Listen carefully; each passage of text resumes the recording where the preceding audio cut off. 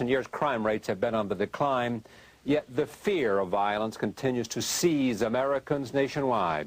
In The Gift of Fear, Gavin de Becker urges us to listen to our internal survival signals and allow fear to protect us in the face of danger. De Becker is regarded as one of the leading experts on the prediction and management of violence. The book is currently a bestseller, which Oprah Winfrey has called the most important book I have ever read. I am pleased to have Gavin de Becker on this program. Thank you. I mean, that's such an amazing commendation from Oprah. What was it that you think made it, for her, one individual, so important and significant in her life? Well, I actually heard it from a lot of people in letters, and I think the thing that got touched here in people is the idea that we already have the resource in us. I mean, here we are, a nation that goes to experts for everything. Experts will tell us whether we're safe. Experts will tell us what causes cancer, and experts will tell us about violence and the local news and what have you. And what my book really, really makes strong and clear is that you already have this resource inside you, that if the human mind is the most extraordinary creation on earth, then it is never more unbelievable than when its host is at risk. And then comes this unbelievable defense system, intuition, and fear is part of that system. Hearing you say intuition reminds me of having read over the last week, having nothing to do with the tragedy or even the mourning, but Princess Diana was quoted a number of times in talking about what had happened to her and coming out of all the tragedy. It was her intuition that had served her best. Time and again, and her brother said that in the eulogy that he wrote. He said that was the single characteristic of hers that he will remember most, most closely, is her intuition. That's what guided her. And where do we get intuition? Well, in the spiritual sense, you could say from God. In the more scientific sense, it is really a cognitive process that's not a lot different from logic. It's just a lot faster.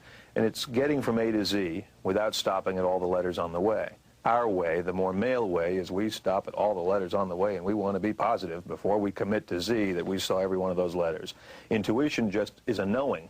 And it's, it's really, in fact, amazingly, I learned when I was writing this book that the word means to guard and to protect. That's what inter, the root of intuition, actually means. You note here in the beginning of the book, men of all ages and in all parts of the world are more violent than women. For this reason, the language in this book is more gender-specific to men. When it comes to violence, women can proudly relinquish recognition in the language because here it lacks politically correct, statistically incorrect.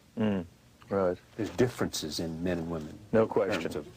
And just as that says, I mean, men are more violent and women are victimized by men very, very often. I mean, in this country, a woman is killed by a husband or a boyfriend every 2 hours. And women make visits to emergency rooms more frequently for violence from their husbands and boyfriends than they do for violence, from accidents or rape or car accidents combined. And so this is no surprise to women, what I've written, but apparently it has been quite a surprise to many men, because I've heard from a lot of men who are unhappy that that statistic is repeated, but it is just the fact. What's your business? We advise, it's just like a law firm, basically. We're about 67 people, and we advise public figures and public organizations, government agencies, battered women's shelters, universities, cities, on the management of fear and violence. A typical example would be someone comes to us and says, we're having to fire Joe Smith, and all the coworkers are afraid of Joe Smith. And so how do we manage firing him? What's the likelihood that he might act out violently? We're really in the business of making high-stakes predictions. What's the advantage? I mean, how do you handle that situation where you worry that a employee who's not working out and needs to be terminated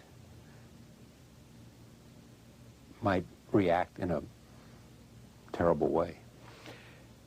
There are many strategies. For example, issues like the day of the week that you fire someone is an issue. The time of the day is an issue. For example, we generally recommend that you don't fire people on a Monday morning when they're going to have the whole week to be home during unusual hours, seeing television shows they never saw before, knowing that their coworkers are at work talking about them.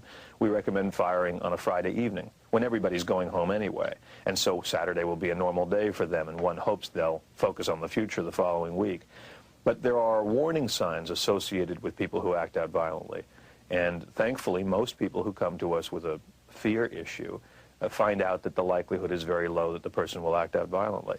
But the one who has the bumper sticker that says protected by Smith & Wesson and, you know, talks about guns all the time and watches violent news stories and says, yeah, they were right what they did to that guy, and causes an intuitive feeling of fear among coworkers, might act out violently. And that assessment guides management's decision about how to terminate and whether to terminate and whether to put in for treatment and all the other options that they have. How has the world changed for celebrities? Probably most notably in this fraudulent relationship that comes with television. It feels like you really know Johnny Carson, for example, and we really don't. But there are people who knew Carson better than they knew people in their own lives. Because they spent more time with him. Quite literally so. There are people who... At a time that they were in getting ready to go to bed, in bed. Intimate. Intimate, you know, lights are out. This thing is a ray gun into the brain. You know, I mean, this is a very intimate medium, and I am closer to some people on television, closer to their faces, than I would be to any human being unless I was going to kiss them or fight with them. And yet here I am looking at Farrah Fawcett or whomever it may be, the tiny details of her eyes, and our bodies don't know the difference. So that intimacy is the biggest change for media figures. One other thing, I guess, is the numbers. The numbers are so extraordinary. A singer like Madonna, who has a knowing audience of more than 1 billion people. It's pretty extraordinary. 1 billion people know who Madonna is. Right. And Muhammad Ali and other people like that. Yeah. And so in that, when you have a brush that wide, you're going to have some people who react in ways you wouldn't predict or you wouldn't like. Most of them will go out and buy the music and act predictably, but some of them will think you're sending them a message through television or that the lyrics are intended for them or whatever it may be. And so we have a lot of, a lot of cases that involve obsessive pursuers. Certain people panic. Right. What's the difference in people who panic and those who, in a sense, in the center of the storm, find themselves focused and concentrating and cool? The key difference is that the people who panic are debating with that fear information that comes. And here's what I mean.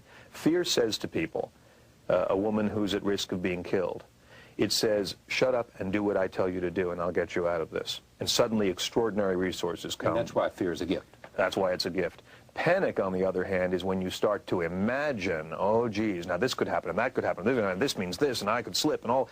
That is the thing that great athletes, the mountain climber or the long-distance swimmer, will tell you it isn't the rocks or the water that kills them. It's the panic that kills them. And what I really... Because they do what?